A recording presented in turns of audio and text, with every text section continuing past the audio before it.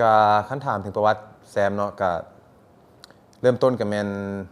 ก่อนอื่นในครอบครัวเนาะกับบุมีผู้ใดทั้งพ่อทั้งแม่แล้วก็ทั้งอ้ายเนาะก็ตอนยังน้อยกับบุมีผู้ใดเลยที่ว่ามีแววที่ว่าจะออกมาเป็นนักดนตรีเนาะก็เกือบใกล้เคียงที่สุดกับแมนมีไวโอลินหน่วยหนึงแล้วก็มีพินเนาะเป็นพินป่าวะมันเป็นตัวยาวๆนะสำหรับเครื่องดนตรีจีนเนี่ยนะจะเป็นพินป่าวะที่แดนนั่นทางจีนก็ต้องลิ้นนั่นใส่เล็บยาวๆแล้วก็ตึ้งตึ้งตึ้งตึ้งอันนั้นห้อยไว้เทิงฝาโซเนาะบ่แม่นว่าเอามามีไพลินได้แล้วก็เฮียนประถมเนาะประถมน้าให้เดียวแล้วก็ฮอดป .3 ย้ายไปสินไซป .4 ฮอดม .1 แล้วย้ายไปเฮียน BIS เนาะปีหนึ่งตอนปี1995แล้วปี1996ก็ไปเฮียนต่อต่างประเทศอยู่เมืองซิดนีย์ประเทศออสเตรเลียกับอ้ายของแซมไปกับตอนนั้นอายุก็สิมัน12 ปีเนาะปี1996ไปเฮียนเริ่มต้นกับแมนเริ่มม .1 ใหม่ญี่ปุ่นเพิ่นให้ซ้ำแล้วก็ไปเฮียนเขียนภาษาอังกฤษก่อน6 เดือนในระยะนั้นกับแมนบ่ฮู้ว่าเป็นอย่างอ้ายของแซมเนาะเพิ่นไปก่อนปีนึงก็บ่ฮู้ว่าเป็นอย่างเอามาได้ใส่เนาะไปจับกีตาร์มาลิ้นก็เริ่มลิ้นคอร์ดลิ้นหยังแหละมาแล้วก็เมื่อแซมไปฮอดปีนึงต่อมาก็แมนก็เลยพากันลิ้นกีตาร์นำกัน2ไอ้น้องฟังเพลง Oasis ฟังเพลงสมัยนั้นแหละยุค96เนาะก็มีเพลง Alternative Rock อย่างเราออกมาหลายๆรวมทั้ง Oasis เพลง Wonderwall อย่างสิ Don't Look Back in Anger บอกอย่างสิก็ฟังมาเรื่อยๆตีคอร์ดมาแล้วก็มีเพลงฟังนักขึ้นเรื่อยๆเนาะเรื่องเพลงร็อกเนาะก็ว่าฟังฮอต Metallica เนาะตอนนั้นก็อัลบั้มโหลดก็ออกมาครับฟังนักเข้า Sepultura Pantera ฟัง Ozzy Osbourne Black Sabbath มีอย่างหลายขึ้นไปกันไหมก็เข้าไปลินน้ำวงหมู่ยุงเฮียนไฮสคูลเนาะก็หลายวงก็มีเป็นหน้าที่เป็นมือกลองแน่เป็นมือเบสแน่ครับลินบ่เป็นก็แม่นจับไปเฮียนไปซั่นแหละเพราะว่าโชคดีที่ว่าตอนนั้นมีวงลินน้ำพี่น้องเนาะอันนี้ก็เป็นมือเบสละพี่น้องบ่มีไว้เพิ่นซื้อกลองแล้วบ่มีบอลไว้ก็เลยมาไว้บอลอันบ้านลุงหั่นที่ว่าเฮาพักอาศัยอยู่นำเพิ่นหั่นมาไว้อยู่หั่นก็เลยว่ามีกลองอยู่บ้านก็เลยได้จับกลองลินน้ำกีตาร์ก็พอลิ้นได้เนาะแล้วก็เป็นมือเบสแน่ก็เลยว่าย้ายไปย้ายมาเนาะจากวงหาวงขนาดลิ้นทั้งหลายสไตล์แล้วก็ฮอตประมาณปี2000-2001แหละที่ว่าเพลงของศิลปินเครกเดวิดเนาะเป็น R&B ของประเทศอังกฤษออกมาซิงเกิลทำบิท Fill Me In ก็ได้ยินรู้สึกว่าป้าเมียงเพลง R&B แบบนี้ต่างเลยแบบมันคล้ายๆเราผสมประสานบีทของไวเนาะแบบเป็นเขาเรียกว่า garage music เนาะแบบปนบีทของ garage ใส่กับการห้องของ R&B แล้วรู้สึกว่ามันจับใจจับหูเฮาแล้วติดหูถึงแม้ว่าตอนนั้นแบบคล้ายๆว่าต่อต้านทุกอย่างที่โบแมนร็อกนะคล้ายๆแบบร็อกลูกเดียวแต่ว่าหลังจากได้ยินเครกเดวิดแล้วก็รู้สึกว่าอยากห้องเพลงอยากห้องคือเราได้ก็เลยเริ่มฟังเพลง R&B ขึ้นมาฟัง Usher ฟัง Brian McKnight ฟัง Alicia Keys ฟังหลายคนเลยเนาะในสมัยนั้นที่ว่าเพิ่นออกเพลงมาแล้วก็เริ่มแต่งเพลงเองแล้วบัดนี้ห้องเพลงเองแล้วก็ผู้ดีอ้ายเฮาก็แม่นตอนนั้นก็ผู้ดีมักอัดเพลงอันอย่างโหลดโปรแกรมมาอัดเนาะสมัยนั้นอินเทอร์เน็ตก็เริ่มใช้ได้แบบในบ้านบุคคลว่าซั่นซะก็เลยมีอินเทอร์เน็ตตัวสมัยตะกี้แบบแบบซ่าแฮงเลยนะแบบว่าแต่ว่าจำใจกับฮู้มันไวเนาะอินเทอร์เน็ตควรจะไวบ่ก็ใช้ตามที่มีนั่นแหละก็อัดเพลงก็มีไมค์ถืออันนึงแล้วก็อัดไปอัดมาจนว่าอัดเพลงของตัวเองออกมาเฮ็ดเดโมออกมาเฮ็ดมาเรื่อยๆจนพี่วิวมาทั้งหน้าต่อเนาะจนจบมัธยมเนาะเรียกว่า year 12หรือว่าปี12ที่พุ่นเนาะก็ซ้ำกับม.6 หรือว่าอ.3 เนาะสมัยนั้นจบมาแล้วก็เฮียนไปเฮียนวิทยาลัยต่อเนาะพ่อก็บอกว่าเฮียนอย่างก็ได้ลูกขอให้ได้ใบประกาศปริญญาตรีกลับคืนมาซะเนาะเจ้าไหนก็ให้ได้ใบประกาศยั่งยืนกลับคืนมาก็เลยว่าไปซอกคอร์สใดก็ได้ที่เกี่ยวกับดนตรีที่ได้ปริญญาตรีมาซึ่งสมัยนั้นก็บ่ทันมีหลายปานใดก็เลยว่าไปเฮียนดนตรีจ๋าเลยสิไปเข้าไปเฮียนกีตาร์หรือว่าเป็นนักดนตรีเลยพ่อก็ว่ามันน่าจะบ่เหมาะเวลากลับมาลาวมันอาจจะบ่มีอาชีพที่มั่นคงว่าซั่นซะเพิ่นก็เป็นห่วงเนาะก็เข้าใจเดี๋ยวนี้ก็เลยว่าลองไปซอกอีหยังที่เกิ่งดนตรีเกิ่งเทคโนโลยีสมัยนั้นอ้ายของแซมเราก็เลือกสายไปคอมพิวเตอร์ไซเอนซ์วิทยาศาสตร์ของคอมพิวเตอร์ก็หมายความว่าไปเขียนโปรแกรมอย่างต่างๆคอมพิวเตอร์แล้วก็ไปสายนั้นแล้วนะเฮาก็เลยว่า เขากับบุมีหัวทางนั้นคือเราว่าจะก็เลยว่าเขามักดนตรีแฮงเนาะคะแนนดนตรีเสียงออกมาม6นี่มัน 98% เนาะ98ส่วนห้อยแต่ว่าเลขวิทยาศาสตร์นี่มันรุด50หรือว่า50ต้นๆก็เลยว่ามันชัดเจนคล้ายๆว่าแจ้งละว่าเขาควรจะไปสายใดก็เลยว่าเลือกที่จะไปเรียนคอร์สที่เขาเรียกว่า Bachelor of Arts เนาะแล้วก็สุ่มใส่เรื่อง recording arts หรือว่าการอัดเนาะก็คือปริญญาตรีเรื่องศิลปะเนาะแต่ว่าสุ่มใส่เรื่องศิลปะการอัดเสียงแล้วก็เรียน3 ปีเนาะเรียน3 ปีอยู่ JMC Academy แล้วก็เครื่องทางแล้วก็ย้ายไป SAE เนาะ School of Audio Engineering อยู่ซิดนีย์นั่นแหละในคณะเรียนกับบ่ได้ตั้งใจมันใดแบบก็มากอัดอยู่แต่ว่ากับบ่ได้แบบใช้เวลาในห้องอัดของเพิ่นที่มีแบบเครื่องแพงๆหรือว่าเครื่องระดับมาตรฐานโลกขนาดบ่ได้แบบสวยโอกาสว่าซั่นซะนั่นคือกินแหนงอยู่ปัจจุบันเพราะว่าคือกับคืนว่าเฮาน่าจะใช้โอกาสนั้นให้หลายที่สุดจิตหลายได้แต่ว่าในตอนนั้นผัดบ่ได้คิดแนวนั้นซะมักแต่เป็นลิ้นน้ำมูอย่างซี่นะกับเข้าห้องอัดอยู่แต่ว่าการย้อนความจำเป็นเข้าไปกับบ่ฮู้เฮ็ดหยังแน่อย่างประมาณนั้นก็เลยว่าแล้วเนาะ3 ปีประมาณปี2000เท่าไหร่วะ2005 2006เนี่ยแหละ2006เนาะ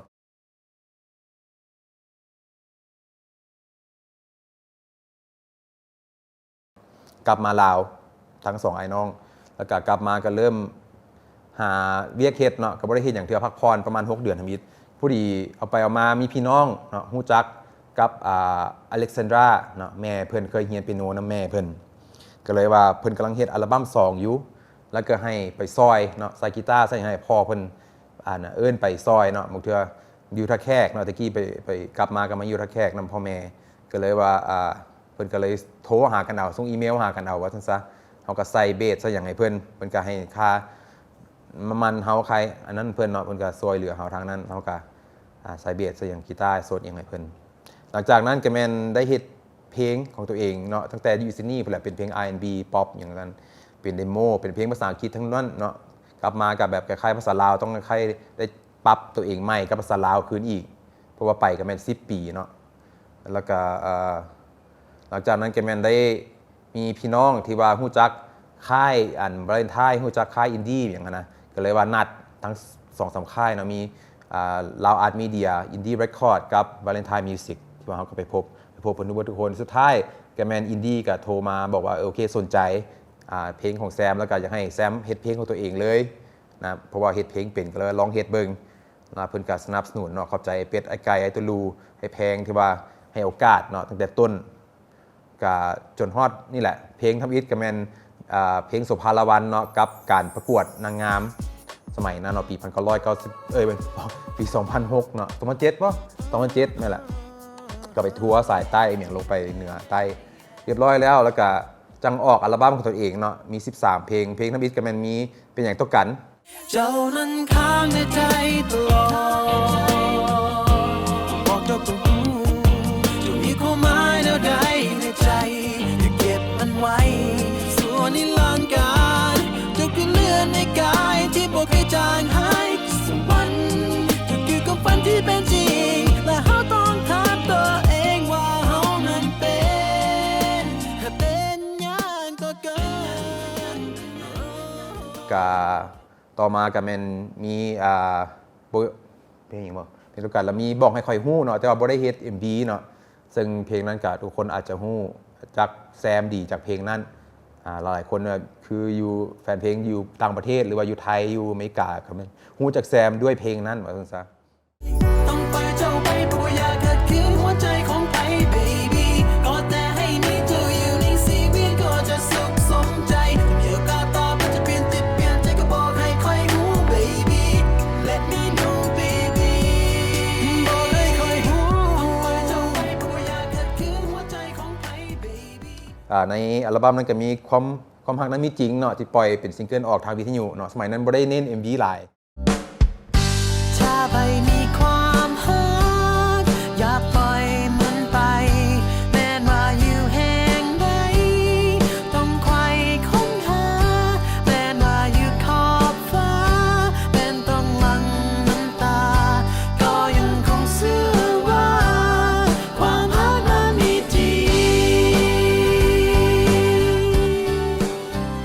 แล้วก็มีเพลงลืมเจ้าบ่ได้เนาะซึ่งก็มีเวอร์ชันภาษาอังกฤษที่ว่ามีพี่น้องแซมเจมส์กับอีกคนหนึ่งโมยูเชนเนาะที่มาฟีเจอริงนำ ลืมเจ้าให้ได้ Baby I'll get over you and I'll get over you คอยหูว่าต้องลืมเจ้าให้ได้จะลืมจิตใจลืมความสัมพันธ์ทุกคืนทุกวันที่มีให้กันแต่ว่าความหา หลังจากนั้นก็แมนเกี่ยมกับเกี่ยมเฮ็ดอัลบั้ม2เนาะซึ่งก็มีเพลง I'm Sorry มีโบยอนจะได้หักกันมีHot Hot มีอย่างอีกบ่ต้องหักกันอีกต่อไปเนาะก็อีกหลายๆเพลงที่บ่ได้ปล่อยออกมาแล้วก็คือสิบ่ได้ปล่อยออกมาอีกเลยเพราะว่ามันเป็นโปรเจกต์ที่ค้างไว้แล้วสมัยนั้นก็ทางค่ายเพิ่นก็บ่ได้ก็ค่ายว่าบ่อยากเพราะว่าการออกอัลบั้มหรือว่าการสายซีดีมันบ่ค่อยได้ผลปานใดหรือว่าคนบ่ค่อยซื้อปานใดนะก็เลยว่าการที่ออกอัลบั้มมันจะเป็นสิ่งที่บ่ make sense แล้วก็บ่สมควรบ่เหมาะก็เลยว่าออกเป็นซิงเกิลเอาแล้วเพลงบางอันก็เลยบ่ได้ออกเนาะเพราะว่ามันค้างอยู่เป็นนั้นเลยก็เลยก็แล้วไปเนาะสำหรับเพลงเรานั้นก็หลายคนก็คือสิบ่ได้มีโอกาสได้ฟัง Baby, I'm sorry. Excuse me, I apologize. คำขอโทษมันเปลี่ยนอดีตบ่ได้ว่ามันสาเกินไป ให้เจ้าหาคนใหม่ เจ้าก็หูดีแก่ใจว่ามันเป็นไปบ่ได้บ่ต้องฝืนมันอีกเลย เจ้าฮัดเฮ็ดให้ใจฮัดหัวใจมันลอยไปกับเจ้าบ่มีทางหยุด มันพับเฮ็ดให้ใจพับหัวใจสลายเพราะว่าเจ้าบ่มีทางหยุด จะเก็บใจเอาไว้ให้เจ้าคนเดียวเท่านั้นก็พอเพียงแต่ขออย่าให้หัวใจนี่ต้องได้รอคอยวันและคืนต้องยืนคนเดียว โดดเดี่ยวกับความเงียบเหงาเฮ้ยเฮาหากันบ่ได้ความทรงจำที่เคยมีกันให้ลบมันออกจากใจ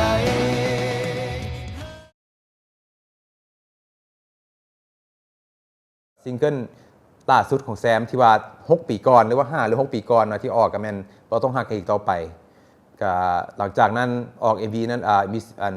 ซิงเกิลนั้นแล้วเนาะก็ตัดสินใจออกมาเป็นอิสระเนาะออกจากค่าย Indie Record แล้วก็เลยเข้ามาถึงการเฮ็ดเวียกธุรกิจของอาร์ตนี่แบบเต็มที่เลยแล้วบ่ได้มีโอกาสเฮ็ดเพลงตัวเองเนาะแล้วก็เลยปะมาเรื่อยๆเฮ็ดเวียกมาเรื่อยๆเลยจนบ่ได้ไผกระถามว่าปานใดสิออกเพลงใหม่ปานใดสิออกเพลงใหม่เนาะไปใส่ผู้ใดจื้อได้ก็แม่นถามว่าอ้าวไอ้แซมบ่เห็นออกเพลงโดนละเนาะคำถามที่ว่าได้ยินตลอดเลยก็เลยว่าฮอดปัจจุบันแม่นมีโอกาสตัวนึงขึ้นมาก็เลยเฮ็ดให้แซมติ๊กแบบในสมองว่าฮอดยามแล้วที่เขาจะออกเพลงใหม่ เพราะว่ามีหนทางที่ว่าเขาจะปล่อยเพลงเขาแล้วช่องทางเนาะบ่ว่าจะเป็นทางโซเชียลมีเดียต่างๆแล้วก็มีบริษัทมือที่3ที่ว่าเพิ่นมาช่วยเนาะก็เลยว่าเข้าร่วมเฮ็ดน้ำเพิ่นแล้วเพิ่นจะเป็นผู้เบิ่งอย่างต่างๆให้เฮาก็เลยว่ามันฮอดยามละที่เฮาจะปล่อยเพลงออกมาแล้วให้มันฮอดคนหลายๆได้ว่าซั่นซะก็เลยว่าเฮ็ดเพลงตัวนี้ออกมาและเพลงตัวนี้ก็มีชื่อว่ายับเข้ามาใกล้ๆหรือว่าคันเป็นภาษาอังกฤษก็เป็น Come Closer เนาะซึ่งแซมก็ได้หาก็แต่งบ่เป็นเพลงที่ว่าแต่งไว้โดนแล้วเนาะหาก็แต่งตัวนี้สำหรับซิงเกิลที่จะปล่อยออกมานี่โดยเฉพาะแล้วก็เพลงนี้ก็แต่งแห่งบันดาลใจก็แม่นมาจากเมียตัวเองเลยเนาะเพราะว่าคันหลายคนพูดเป็นแซมแต่งงานแล้วเนาะก็เว้าถึงว่าความหักระหว่างคน2คนและความเชื่อมั่นแล้วก็ความสัญญาที่ว่าคนคนหนึงจะมีให้อีกคนคนหนึงที่หักนั้นว่าจะอยู่เคียงข้างกันแล้วก็ความหักที่แท้จริงมันจะความหักที่ว่าให้เกียรติกันและกันเสียสละให้กันและกันเนาะอยู่น้ำกันตลอดไปส่วนนิรันดรรวมๆประมาณนั้นเนาะแล้วก็แน่ใส่ว่าเพลงนี้อยากให้ทุกคนที่ว่าคันมักหักในเพลงนี้ก็นำใส่สามารถนำเอาไปใส่ได้ในงานแต่งงานของตัวเองหรือว่าอีหยังต่างๆเป็นวิดีโออีหยังต่างๆสามารถเอาไปนำใส่ได้ทั่วไปแล้วก็น่าจะเหมาะสมเนาะเป็นเพลงสมหวังที่ว่าอบอุ่นฟังแล้วรู้สึกว่าอยากอยู่ใกล้ๆอีกคนหนึ่ง Come Closer ยับเข้ามาใกล้ๆเบิ่งสายตาเจ้าก็ฮู้ว่าเจ้าคิดหยังแล้วสายตาเจ้าน้ำบ่งบอกว่าเจ้ากำลังรู้สึกหยังกับข้อย เนาะยับเข้ามาใกล้ๆประมาณนั้นฉะนั้นก็เป็นความหมายของเพลงนี้แล้วก็มันก็เป็นสไตล์ที่ R&B เนาะแล้วก็ในเพลงนั้นเว้าเรื่องเครื่องดนตรีต่างๆแซมก็ทุ่มเทสมันกับมันเนาะเกี่ยวกับการเฮ็ดดนตรีให้มันออกมาเป็นสไตล์คล้ายๆย้อนยุค R&B น้อยนึงมีเสียงซิ้นแบบเนาะคล้ายๆแบบย้อนยุคน้อยนึงยุคแบบคือ90หรือว่า2000ต้นๆแบบ R&B มันจะมีเสียงแนวนั้นหลายๆแล้วก็สไตล์ห้องเพลงก็แบบนุ่มๆเนาะบ่ต้องเน้นเล่นเสียงอย่างหลายมีแต่ว่าสื่ออารมณ์ออกมาแล้วก็ให้มันออกมาฟังแล้วนุ่มหูประมาณนั้นแล้วเรื่องดนตรีก็มีให้น้องๆมาซอยเนาะบ่ว่าจะเป็นสร้างเนาะเพิ่นมาเล่นกีตาร์ให้เนาะซึ่งอันแบบเอามือฟิงเกอร์สไตล์กีตาร์เนาะอะคูสติกกีตาร์เพิ่นมาเล่นกีตาร์ให้แล้วก็มีน้องแพตตี้กับน้องกุ้ยหลิงซึ่งกุ้ยหลิงก็แม่นผู้เล่นไวโอลินให้แล้วก็มีแพตตี้ที่เล่นเชลโลให้ซึ่งคันเฮาฟังไปฮอดประมาณกลางเพลงท่อนฮุกสุดท้ายนั้นตอนกลองมันลงหั่นก็จะได้ยินไวโอลินกับเชลโลขึ้นมาแบบเด่นเลยเนาะแล้วอันนั้นก็แม่นไวโอลินกับเชลโลที่สดบ่ได้ใส่ปลั๊กอินจักหน่อยเลยบ่ได้ใส่คอมพิวเตอร์จำลองเลยว่าซั่นซะเป็นไวโอลินกับเชลโลสดแล้วก็มีพวกกลองอิเล็กทรอนิกส์เนาะตัดสินใจว่าบ่อัดกลองสดแต่ว่าเพราะว่ามันเป็นสไตล์แนวนี้เด้เพลงอันแนวนี้มัน R&B อันนี้มันเป็นสไตล์แบบกลองแซมเปิลเนาะแล้วก็เรื่องห้องเพลงกับอีกเรื่องนึงที่ว่าเป็นนวัตกรรมใหม่สำหรับแซมเองเนาะส่วนตัวบางเทื่อทุกคนอาจจะฮู้มาโดนแล้วก็แต่ว่าแซมนี่บ่ฮู้ว่าซั่นซะแต่ว่าส่วนตัวแล้วมันการอัดประสานแบบหลายๆแทร็กแฮงเลยแบบประสานกันให้รู้สึกว่าคล้ายๆสไตล์ R&B ต่างประเทศนั่นแหละก็จะมีคอรัสหลายๆเลยอัดเป็น10ปลายแทร็กสิเกือบ20แทร็กเนาะสำหรับท่อนฮุกบ่อยสิยกตัวอย่างทุกคนคันได้ฟังก็ลองไปฟังท่อนฮุกที่2เบิ่งยกตัวอย่างแล้วก็ท่อนฮุกที่3ก็มีการอัดคอรัสเนาะสมมุติว่ามีเสียงลักโน้ตนึงทำอีกจังซี่อัดประมาณจักเทคบ่แหละมัน6เทคป่ะหรือว่าหลายกว่านั้นบ่ฮู้6นี่แหละแล้วก็มีอีกโน้ตนึงอีกประสานก็อัดอีก4บ่หรือ6แล้วโน้ตต่อไปก็อัดอีก4เนาะทั้งรวมทั้งหมดก็เกือบ20เกือบแทร็กประสานกันบางคนอาจจะคือเวอร์แท้เนาะแต่ว่าเฮากับบ่แม่นว่าเฮ็ดมันแฮงเท่ากันแต่ว่าเฮาก็มิกซ์ออกมาตามที่คนที่ได้ยินในเพลงนั่นแหละแล้วสุดท้ายก็แม่นแซมกับมิกซ์เองเนาะมิกซ์เองแล้วก็กระส่งมาสเตอร์อยู่อเมริกาเนาะกับไมค์เวลส์ซึ่งเป็นผู้มาสเตอริงเอนจิเนียร์ที่ว่าได้เฮ็ดผลงานหลายๆอันที่เฮาอาจจะเคยได้ยินมาก่อนเนาะก็มีรวมทั้ง Green Day เนาะอัลบั้มชื่อบ่ได้อัลบั้มตัวไหนที่เป็นมาสเตอร์แต่ว่านั่นแหละแล้วก็เราเป็นผู้ที่มาสเตอร์เพลงนี้ให้ซึ่งกับภูมิใจเนาะภูมิใจนำเสนอเพลงนี้สุดๆเลยเพราะว่ารู้สึกว่าเป็นเพลงที่ตัวเองพอใจที่สุดที่เฮ็ดออกมาแล้วก็ภูมิใจนำเสนอบ่ว่าจะเป็นการโปรดักชันหรือว่าการแต่งเพลงหรือว่าน้ำเสียงของตัวเองในการห้องนั้นก็คล้ายๆว่าการกลับคืนมาหลังจาก6ปีก็เหมาะสมตัวเองรู้สึกว่าภูมิใจนำเสนอตรงนี้หลายก็จะให้ทุกคนติดตามแซมต่อไปเนาะเพราะว่ายังมีอีกหลายเพลงเนาะแต่งไว้แล้ว2เพลงอีกที่จะค่อยๆทยอยปล่อยออกมาให้ทุกคนได้ฟังจากนี้ไปก็สิบ่ห่างหายไปโดนเกินไปเนาะก็สิค่อยๆทยอยปล่อยออกมาซึ่งแซมก็มีช่อง Channel ของ YouTube เป็น Official แล้วถ้าทุกคนยังบ่ฮู้เทื่อก็สามารถไปติดตามได้เนาะบ่ว่าจะเป็น Facebook เนาะเขียนไป Sam Interpretak Official Fan Page หรือว่าเขียนจากใน YouTube ก็แม่น Sam Interpretak Official ก็สิมี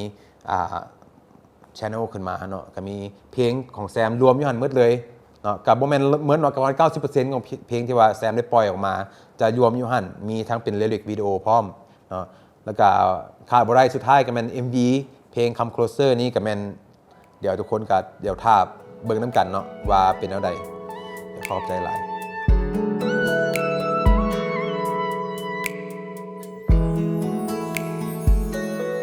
วันคืนที่สุขสันต์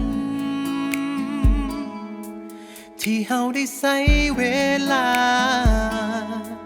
บางเทื่อก็เสียน้ำตาแต่เฮาก็สู้มานำกัน